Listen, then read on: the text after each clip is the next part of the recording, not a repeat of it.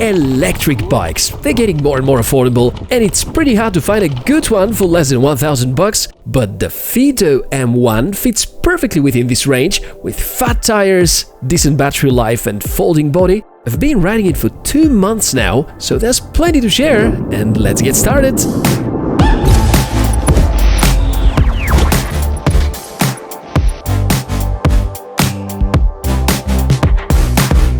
Hey everyone, welcome to the channel. My name is Michael, and it's finally the time to show you this not too expensive foldable fat tire electric bike called the Fiido M1.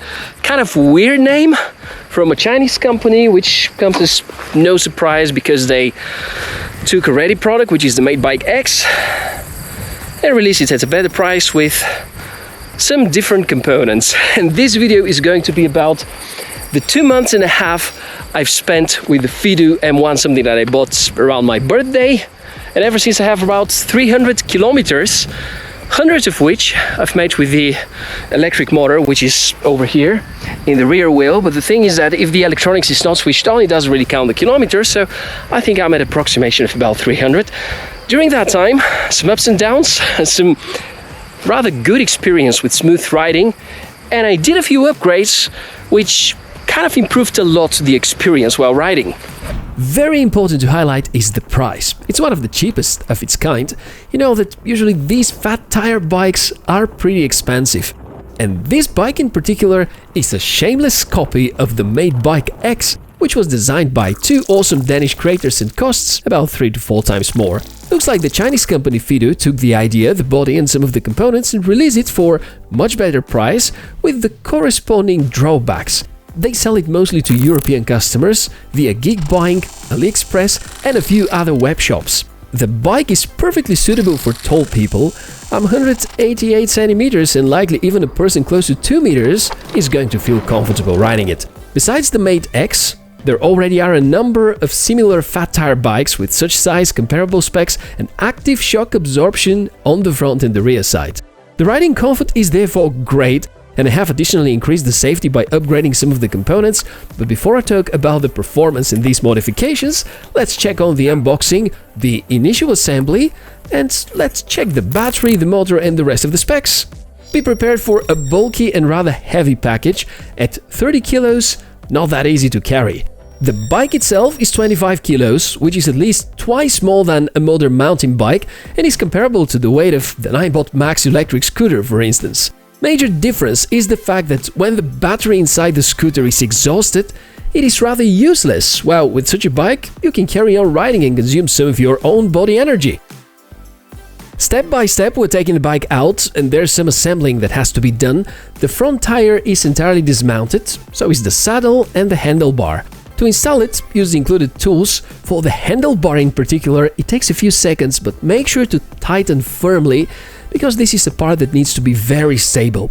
Installation of the front tire comes next, pretty easy to place, and there's a QR mechanism, meaning that you can easily remove in case of transportation. I noticed that the brakes were not precisely adjusted, so you may spend some time to fine-tune them. I couldn't stand their noise levels though, and find them unreliable, and that was one of the first components I decided to change only after 20 kilometers of experience. Generally, to put all things together and get the bike ready for riding, it's gonna take about half of an hour. Make sure that the tires are well inflated. I keep the front one with a little higher pressure than usual. Adding too many bars will definitely remove part of the comfort, because these fat tires are really magical about the riding experience and are, in my opinion, way more effective about the shock absorption than the actual shocks. The battery is inside the frame and it is removable. If you have 2 of them, lucky you, replace and ride.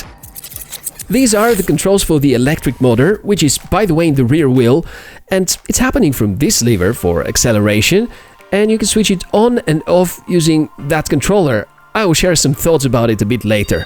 Anyhow, some technical details now, and I'm gonna be quite specific here, because the specs on Fiido's official website are quite vague. 250 watt motor. Height is 1 meter and 6 centimeters. Dual disc brake system, fat tires 20 inch by 4 inch. Aluminum alloy frame with folding mechanism, front fork with 55mm travel of the active suspension, 12.5 Ah battery, 7-speed Shimano transmission system, and you can see some more nicely sounding specs. But there are a few catches. Let's start with the transmission. It's Shimano Tourney, which is known for being very cheap and not that reliable, and it's the entry-level grade of Shimano's transmissions. In few weeks' time it will become loose and noisy. It's easy to repair, and as we mentioned, cheap, but performs according to its price. Often noisy and annoying. I was able to stand using it for a few days and then upgrade it to the slightly better Shimano Altus, and this is as far as you can go in terms of upgrading if you don't want to change the whole cassette, because that can be challenging due to the motor in the rear wheel. The Altus feels so much better, gear shifting is easier, and it is more precise, therefore you won't be annoyed by noises coming from the chain. The upgrade doesn't cost too much, took me about €20. I would also consider swapping the gear shifter too, cause I just don't like it too much. Next thing, the brakes, which was my greatest disappointment. Very noisy when braking, and they actually use metal pads, which are feeling horribly. Feels worse than most V-brakes even. Furthermore, the left steer lever was triggering the rear brake, and the right one the front, exactly the opposite of most bikes, so I've replaced them with Shimano MT200 hydraulic brakes, which are good and reliable and at the same time not too expensive. The entire upgrade was fitted within around €50. And this is where I stopped with the add-ons. I paid less than €100 on top of the price, and now the bike is much more reliable.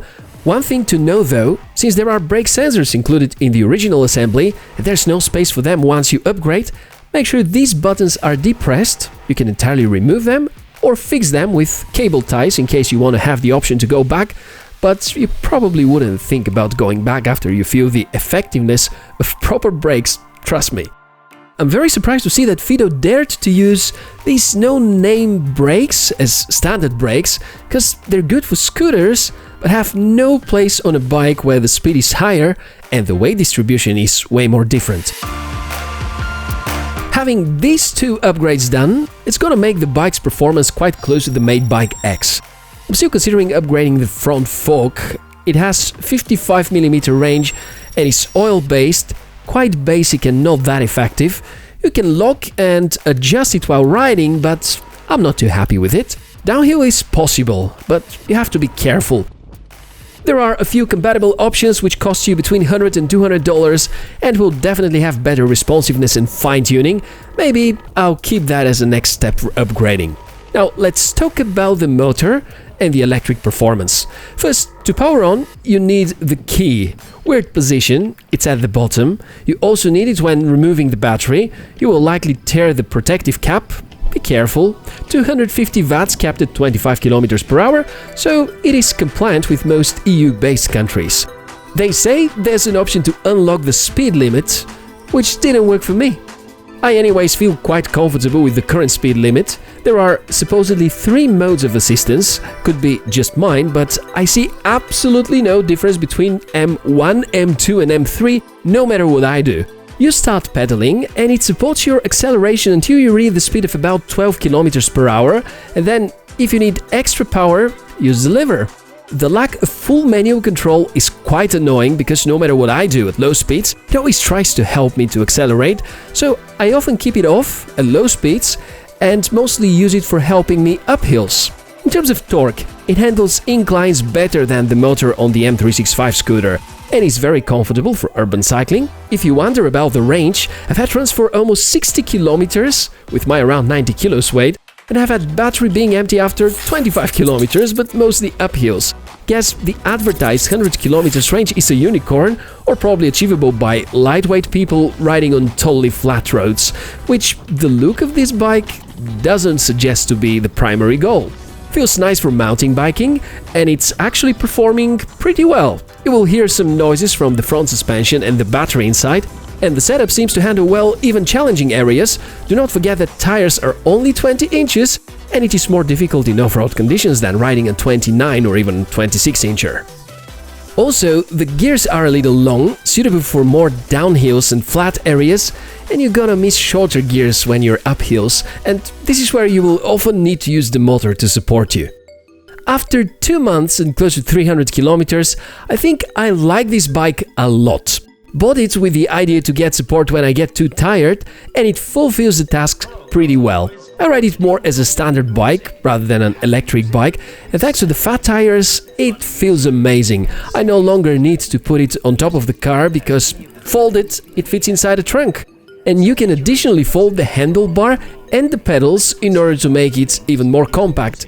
And if you're looking at the whole picture, this is by far the best sub-$1,000 bike you can get for urban and off-road adventures, and it's well built, it's good looking, robust and with powerful enough motor.